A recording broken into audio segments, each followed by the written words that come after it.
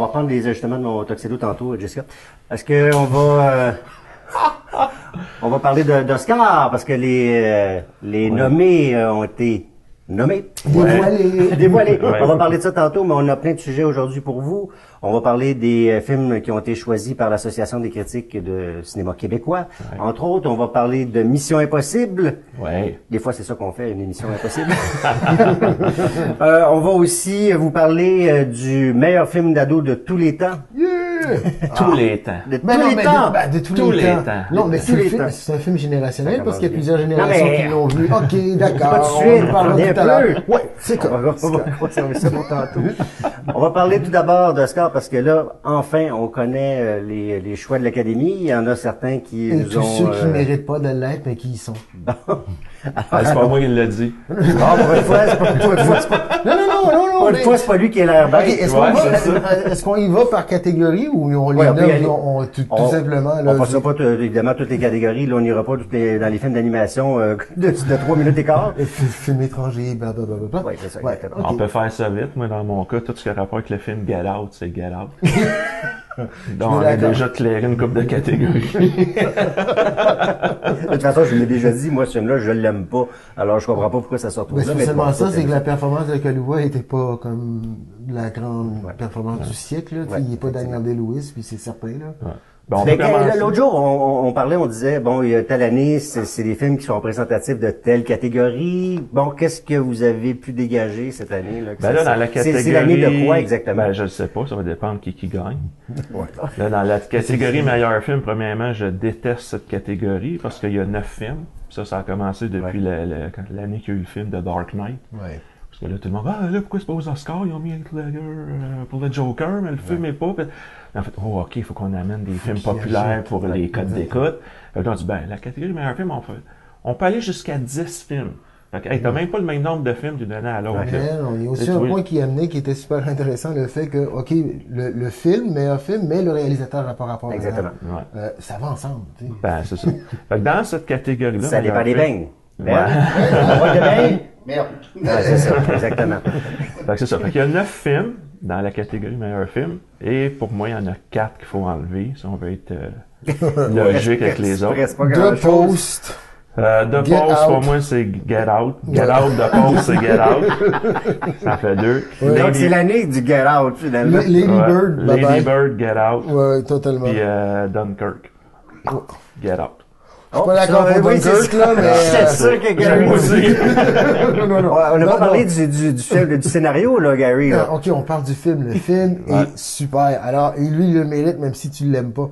Ouais, mais je trouve justement, à cause de la faiblesse du scénario, je le mets pas là. Ouais, mais non, mais... Il gagne dans la catégorie montage, mix audio, tout ça, c'est correct, mais là, ouais, mais le film est une expérience en tant que telle. C'est pour ça que c'est intéressant.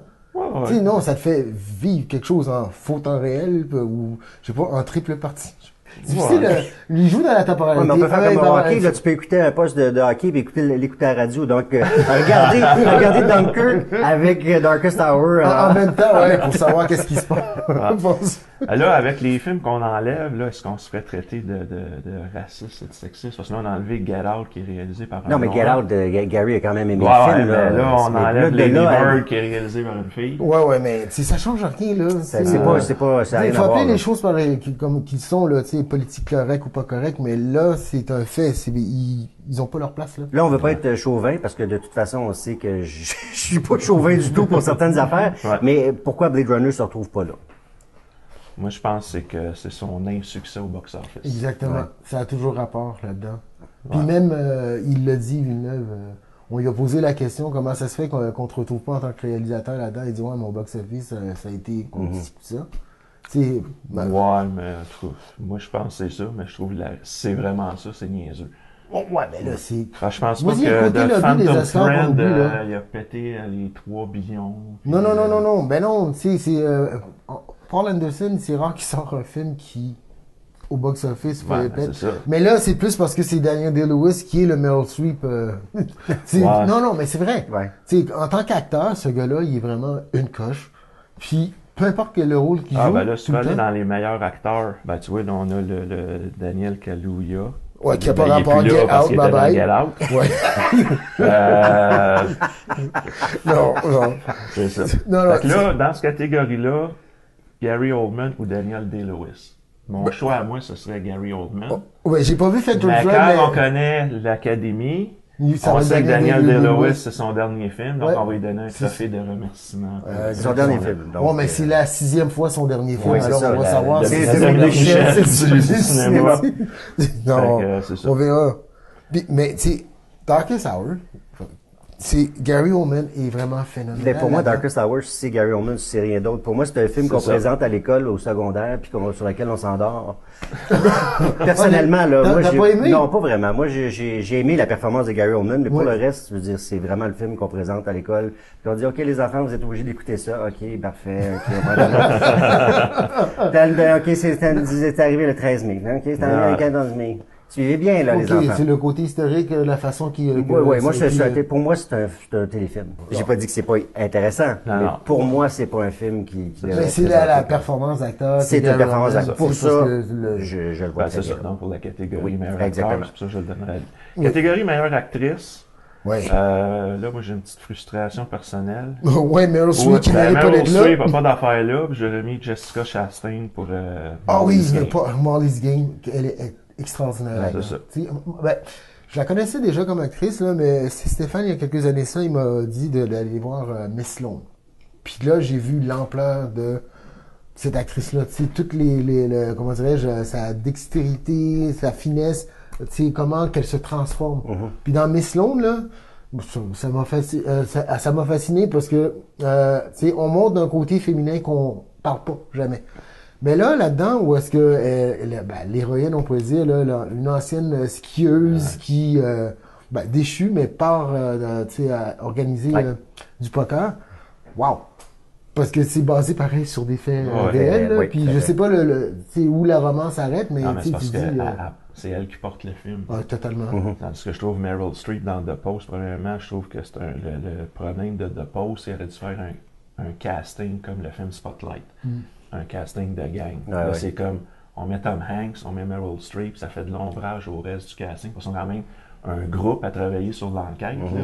Puis les autres font de l'ombrage à tout ce groupe-là, puis je pense pas que Meryl Streep porte le film. Non, ni Puis Tom elle Hanks. joue pas, elle fait pas une performance flamboyante. Non là, plus. tu sais, Non, c'est pas fait que, Florence bon, Jenkins, c'est sûr qu'elle, c'est une intouchable des Oscars. Non, c'est Oui, ça. oui, mais Peut-être c'est qu'elle- à Moi, avoir j'irais à des Hollywood, nominations c'est un jusqu'à film, sa mort. c'est ça, je dis, hey man, Ça, on va c'est aller aux la Oscars, mort, pas de moi Meryl Streep. Même si ça fait juste une vendeuse de crème glacée. Peut-être qu'elle soit dans le livre des Guinness, peut-être, pour le nombre d'Oscars gagnés ou de... Ben, ok, elle a nominations. égalisé le record de Katharine Hepburn, mais en nomination, je pense qu'elle sera jamais battue là-dedans, là, c'est impossible.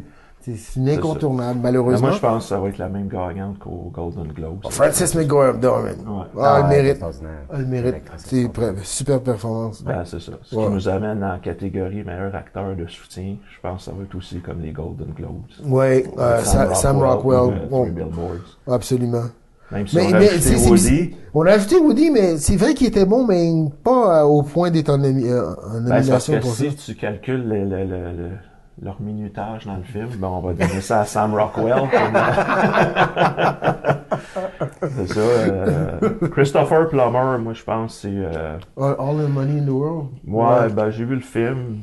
Moi, je pense qu'il est là pour faire un plaster sur le C'est lui scandale qui- Kevin Spacey. Mais ça, c'est quand même extraordinaire que le gars soit en nomination alors qu'il a remplacé quelqu'un à pied levé. Ouais. Ouais, puis on l'a tout effacé, les parties de Spacey Ouais. en moins d'un mois. Là. Oh, ouais, C'est- je sais. C'est vraiment un tour de Ouais, force. ouais. là. Ben, c'est ça, mais on dirait qu'il est là pour ça, genre Kevin Spacey. En tout cas, Bye bye. fuck you. Fait que le gars, là, t'as mis dehors, puis lui, ben, il est en nomination. Ouais, c'est ça, c'est presque sur un pied de nez qu'on lui fait. Ouais, c'est ça. partie de la gang. Ouais, c'est ça. Puis après ça, ben, actrice de soutien, ben, Bon, Mary je J. garde Blige. le même choix qu'au Golden Globe. Ouais, Alison Janney, je suis tout à fait d'accord, mais Ben, Mudbound, Leslie là, Manville pour Phantom Thread, je l'ai bien aimé. j'ai pas vu. Bien aimé. Pas vu encore. Mais Ça fait c'est- partie de ma liste avant les Ouais, Oscars. mais On va Alison regarder. Janney, non, non. Oh non. Ça, est-ce que tu l'as vu finalement, Antonia? Pas encore. Non, je l'ai pas vu encore, malheureusement. Oh, ça vaut vraiment la Ouais. peine. Parce que, tu sais, c'est comique cette série. J'ai eu peur de m'endormir avec un coup de barre, mais... Tu vas être surpris, c'est Non, même pas non, une barre, c'est je la fin taquine de parce que long. j'aime beaucoup cette histoire-là. C'est sûr que Non, j'aime- ça en vaut je vais me le vraiment la taper. peine. Mais ça en vaut vraiment la peine parce que À la fin du film, qu'est-ce qui est vraiment plaisant, c'est on voit les vrais personnages et là, tu regardes, elle joue la mère de Tonya Harding et tu la regardes, tu dis, mon Dieu, c'est elle. Ouais. Elle parle de la même façon. Elle dit, oh, wow. Alors, c'est une métamorphose. Non. Au niveau du scénario, quels sont vos là, on parle des scénarios originaux. Ben, les deux. Là, moi, ça m'intéresse toujours de voir qu'est-ce que vous avez préféré, qu'est-ce qui ressort. Scénario original. The Big Sick de Shape Encore of Water. Get Out, qu'est-ce qu'il fait là, lui? Ben, c'est ça, Get Out.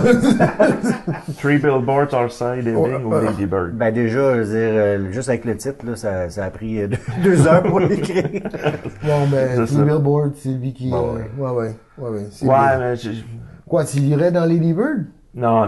Pas tout. J'ai aimé The Shape of Water, c'est un conte, mais disons pour l'Académie, c'est sûr que c'est plus Three Billboards. Ouais, absolument. L'histoire vraiment dans l'Amérique.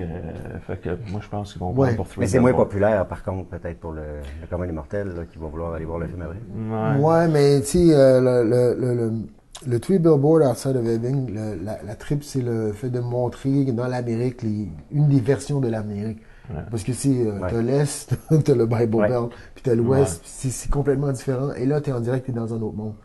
Puis c'est fascinant, la performance, puis qu'ils ont fait à partir de ce période. La catégorie scénario, adaptation, ben là, il y a moi, je vais dire la geekosphère qui capote, là, parce que Logan est en nomination. Ben oui. Wow, un film de super-héros, quel scénario est en nomination.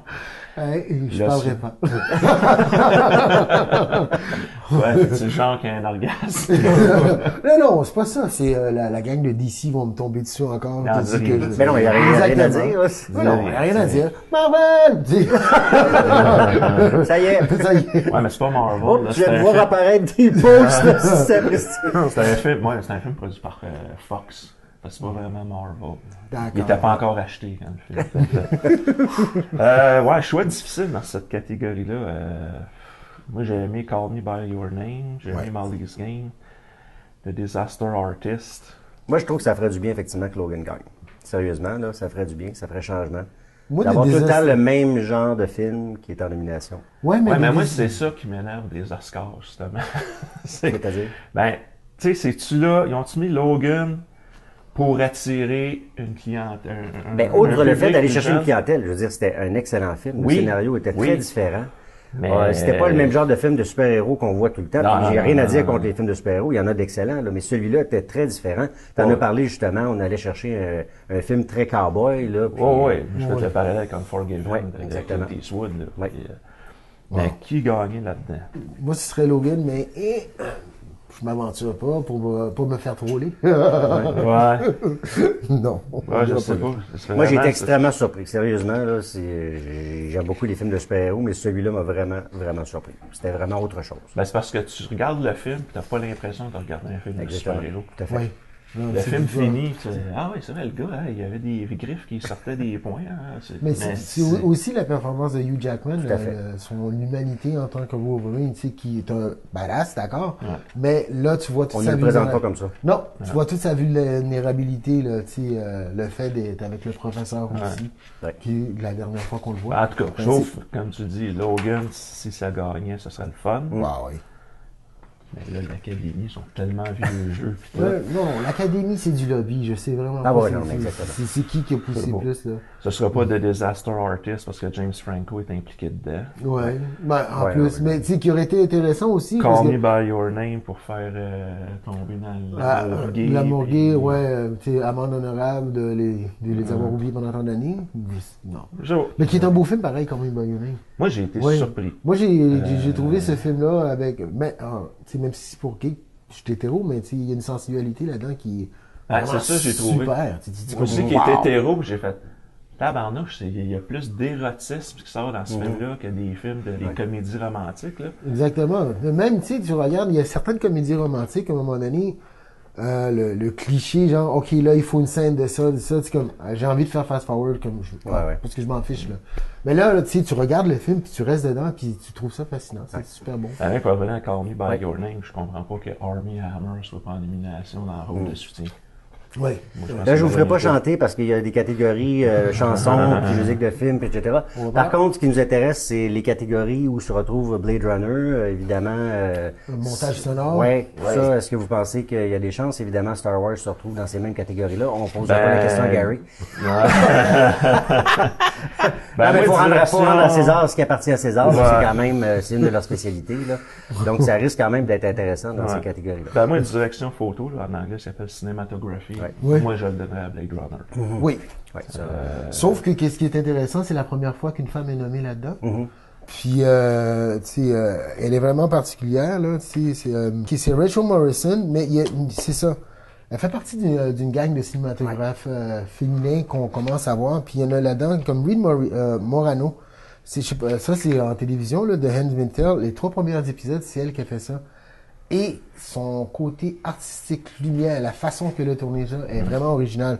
Mais tu sais, je trouve, là-dedans, qu'est-ce qui est le fun? Parce que dans ma tête, un DOP, là, comme on l'appelle, directeur de photographie, gars ou fille, là, je m'en fiche, là. Tu sais, fais la job, là. Si c'est pas à cause d'un gars ou qu'une fille, t'es meilleur qu'un autre, là.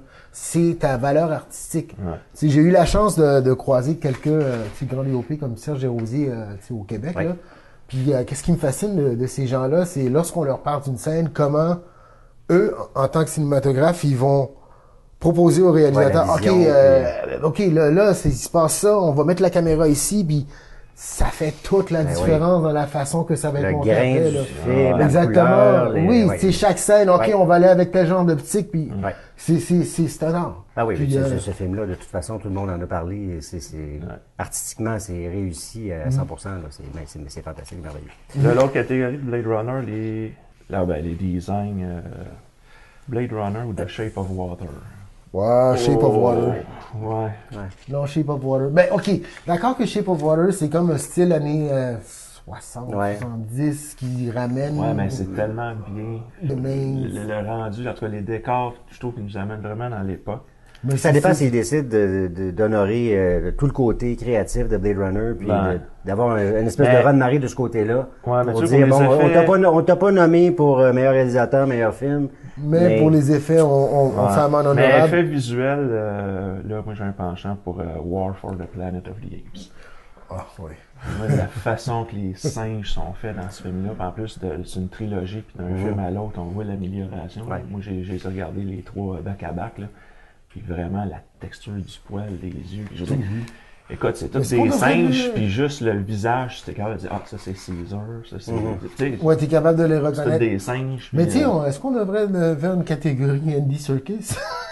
Ouais, c'est ça. Parce que lui, il est rendu un maître en ce forme d'animation, avec Gollum, avec César, partout où est-ce qu'il est passé, ce gars-là, il y a un don métamorphe. Ouais. OK, on sait que c'est de la captation. Mais n'empêche que ça part des mimiques de son visage. Tout à fait. Puis c'est fou là comment même aussi la façon qu'il parle.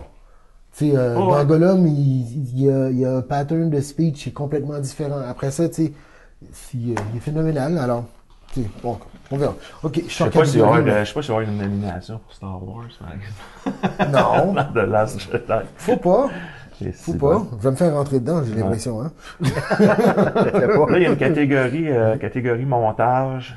Yeah. J'ai un gros coup de cœur pour Baby Driver. Moi, totalement. C'est côté montage. Je pense que c'est Dunkirk qui va gagner. Moi, j'ai rien contre.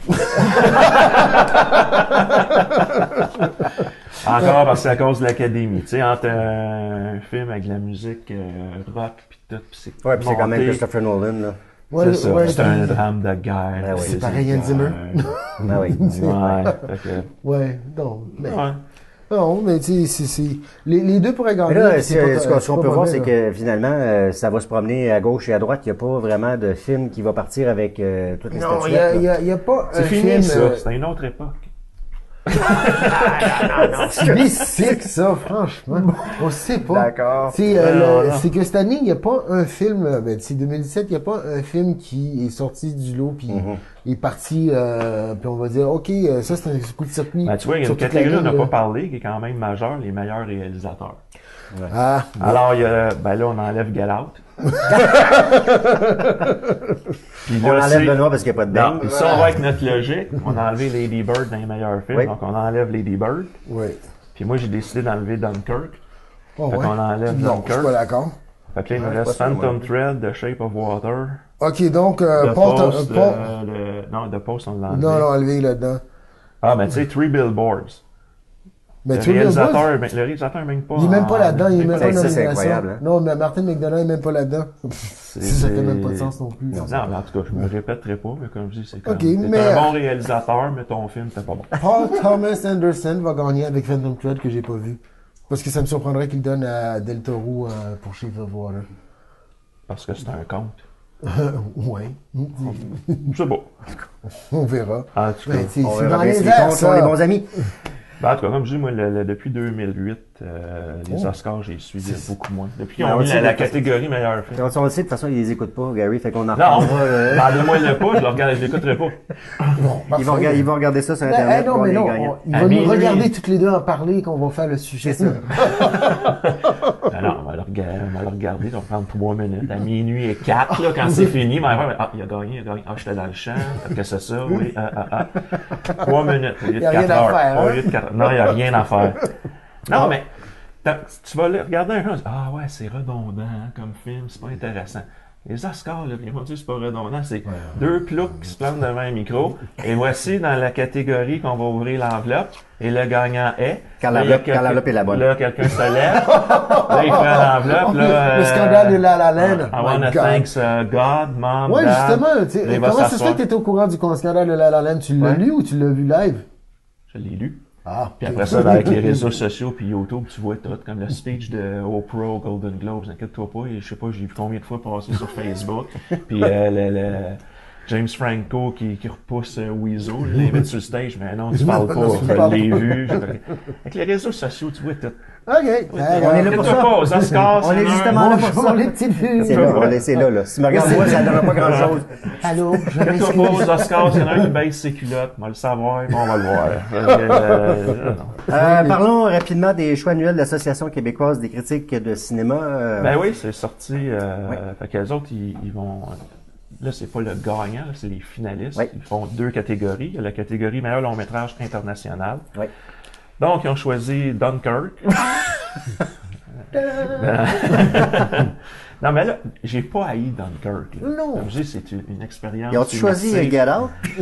Non, ils ont choisi Good Time, qui est un bon film, très bon film. The Florida Project, très intéressant. Patterson, que ça a passé en dessous du radar. Ouais. Puis Tony Erdmann. Donc ça, c'est les 5 finalistes pour la catégorie film international. Puis après ça, dans les films québécois, il y a Les Affamés. Ceux qui font les révolutions à moitié n'ont fait que se creuser un tombeau. Ça, c'est celui qui a fait aussi les 3 panneaux. Là, non, c'est ça. Oui, on va faire un titre plus long que le tien.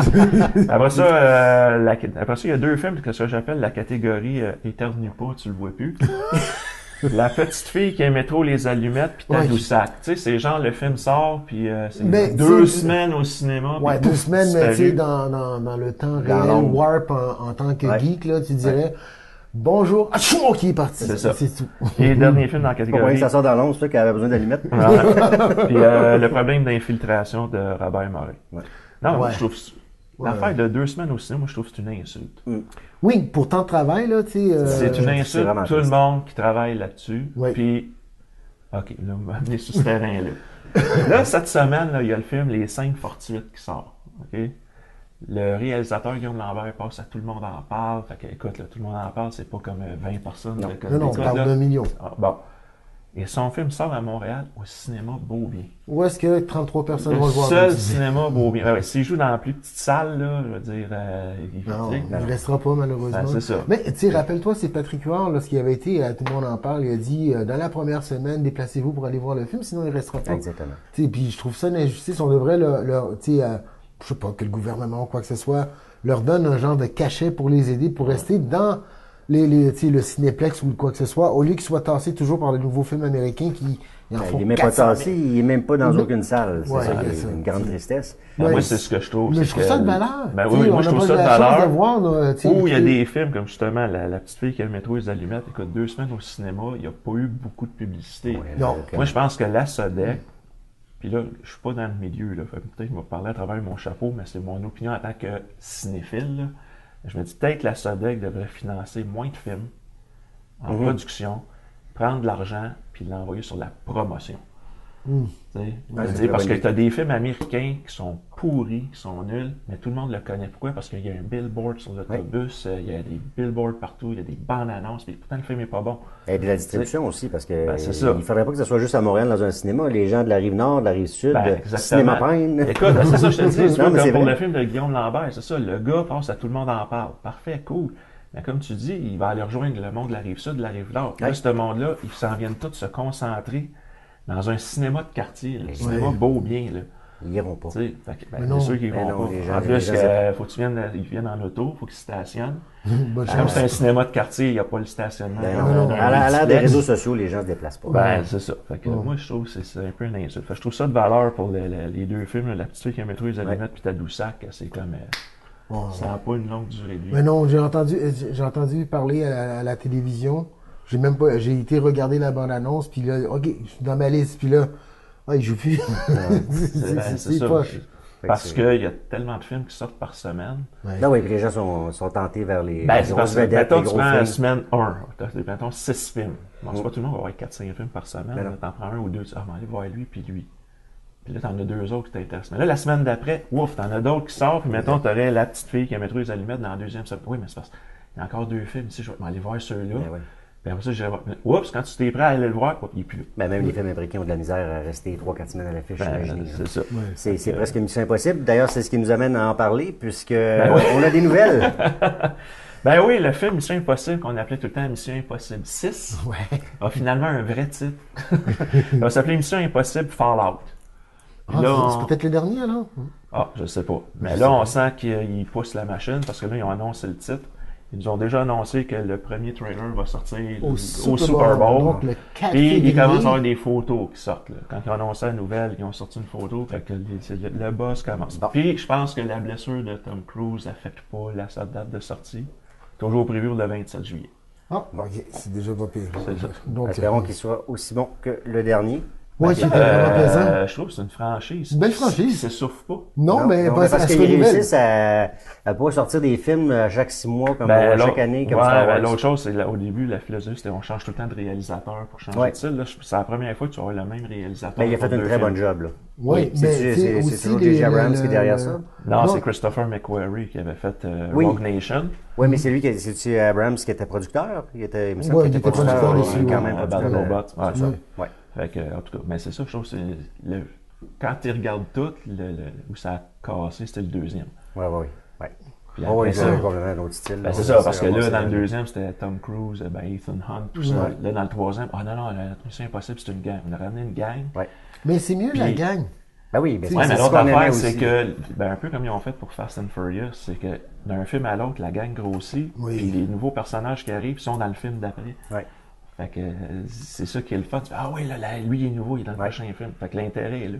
Exactement. Si jamais il y en a un qui quitte au moins, c'est ça, ça effrite pas tout. S'il y en a qui meurt dans un accident d'auto, par exemple. Ouais, c'est ça.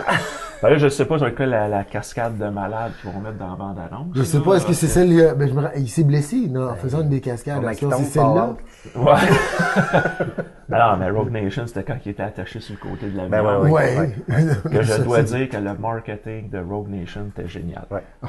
Toute la bande-annonce, là, c'était le premier 10 minutes du film. Fait que là, t'avais fait, OK, mais qu'est-ce qui se passe après? Non, c'est vrai. Parce que souvent, tu vois les bandes-annonces, tu fais, attends, le film, on n'a pas vu le telle scène, ça n'a pas fini. N'empêche qu'ils réussissent toujours à avoir, comme tu dis, la cascade du siècle. La première fois, là, tu sais, quand ils descendaient, tu sais, de toutes les affaires. Dubaï, à Dubaï. Tu sais, le Burj Khalifa, le plus haut building du monde, mais tu dis, Tu le regardes et tu pognes le vertige, là. C'est hallucinant. Moi, j'avais le film en IMAX parce que cette scène-là était vraiment filmée en IMAX, là.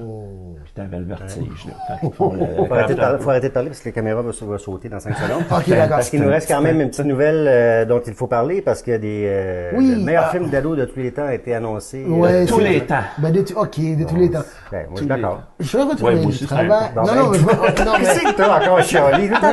Non, c'est le titre de tous les temps. Ouais, d'accord. Le cinéma n'était pas inventé. Non, c'est peut-être un peu pompeux, là, mais tu sais, la référence là-dedans, c'est que j'étais en train d'écouter ici à Radio Première. On parlait il a été voté dans les meilleurs films de tous les temps d'ado. Ouais. Et la particularité de Breakfast Club. Breakfast Club. Ouais. Ben, c'est qu'il est multigénérationnel. Depuis qu'il est sorti en 84, il y a plus d'une génération qui l'a vu et même ma fille l'a vu, ses amis et tout ça. Donc, même si il a bien vieilli le film. Ouais. Puis j'ai fait le faire. Non, mais il va falloir qu'on fasse une belle discussion là-dessus. On va en parler prochainement. Bon, ouais, on va en parler prochainement. Non, mais pour moi, tu peux pas faire un remake de ce film. Non. Pourquoi il est supposé de se faire remasteriser à côté couleur et tout, mais ils vont le garder tel là, quel. il est sorti en Blu-ray Criterion. La compagnie Criterion, quand ils font des Blu-ray, c'est tout le temps en restauration, il y a plein de bonus, des documentaires. Les Blu-ray et les DVD coûtent cher, là. Ouais, mais ils en valent la peine. Ils en valent la peine. Mais pourquoi ce film-là, ça dure, c'est que le sujet est universel. Même aujourd'hui, à l'école, t'as encore les petites princesses, le sportif, le nerd qui se fait intimider. Ouais, puis c'est le point. Ça allait avec ma note là-dessus. On va aller dans l'autre sens. Ouais, c'est correct. Bon, en tout cas, ça ne sera pas le temps de faire des Ferris Bueller de vous-même parce que prochainement, toi, tu sais même pas de quoi on parle. Parce qu'on va bientôt faire un spécial justement sur les films d'ados. J'espère que vous n'avez pas serré vos Topsiders puis vos Walkman, les gars, parce que... Walkman, le Discman est encore là. Parfait, génial. Fait que soyez des nôtres, à très bientôt.